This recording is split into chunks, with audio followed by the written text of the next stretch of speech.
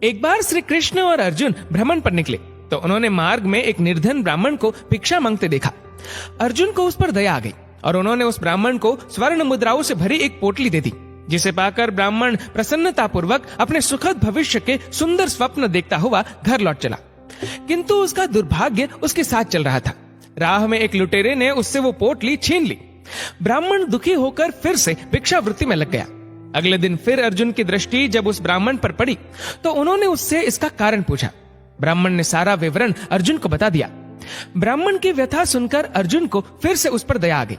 अर्जुन ने विचार किया और इस बार उन्होंने ब्राह्मण को एक मूल्यवान माणिक दिया। ब्राह्मण उसे लेकर घर पहुंचा। उसके घर में एक पुराना घड़ा था जो बहुत समय से प्रयोग नहीं किया गया था। ब्राह्मण ने चोरी होने के भय से माणिक उस घड़े में छुपा दिया, किंतु उसका दुर्भाग्य, दिन भर का थका हारा होने के कारण उसे नींद आ गई। इस बीच ब्राह्मण की स्त्री नदी में जल लेने चली गई, किंतु मार्ग में ही उसका घड़ा टूट गया। उसने सोचा, घर में जो पुराना घड़ा पड़ा है उसे ले आती हूँ। ऐसा विचार कर वह घर लौटी और उस पुराने घड़े को लेकर चली गई। और जैसे ही उसने घड़े को नदी में डुबोया, वह माणिक भी जल की धारा के साथ बह गया। ब्राह्मण को जब ये बात पता चली तो अपने भाग्य को कोसता हुआ वह फिर भिक्षावृत्ति में लग गया।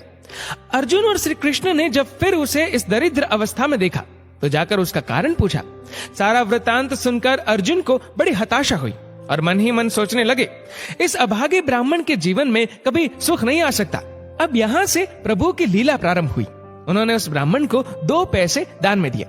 तब अर्जुन ने उनसे पूछा, प्रभु, मेरी दी मुद्राएं और माणिक भी इस अभागे की दरिद्रता नहीं मिटा सके, तो इन 2 पैसों से इसका क्या होगा? ये सुनकर प्रभु बस मुस्कुरा दिए और अर्जुन से उस ब्राह्मण के पीछे जाने को कहा। रास्ते में ब्राह्मण सोचता हुआ जा रहा था कि 2 पैसों से तो एक व्यक्ति के लिए भी भोजन नहीं आएगा। प्रभु ने उसे इतना तुच्छ दान क्यों दिया? प्रभु की ये कैसी लीला है? ऐसा विचार करता हुआ वह चला जा रहा था। उसकी दृष्टि एक मछुआरे पर पड़ी। उसने देखा कि मछुआरे के जाल में एक मछली फंसी है और वह छूटने के लिए तड़प रही है।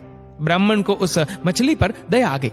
उसने सोचा, इन 2 पैसों से पेट की आग तो बुझेगी नहीं, क्यों ना इस मछली के प्राण ही बचा लिए जाए।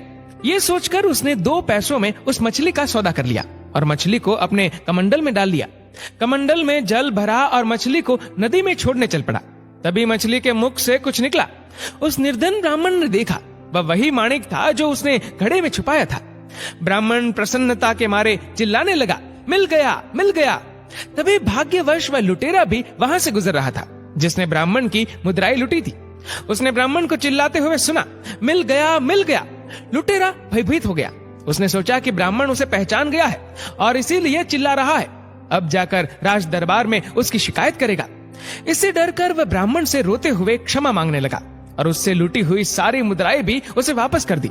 ये देख अर्जुन प्रभु के आगे नतमस्तक हुए बिना नहीं रह सके।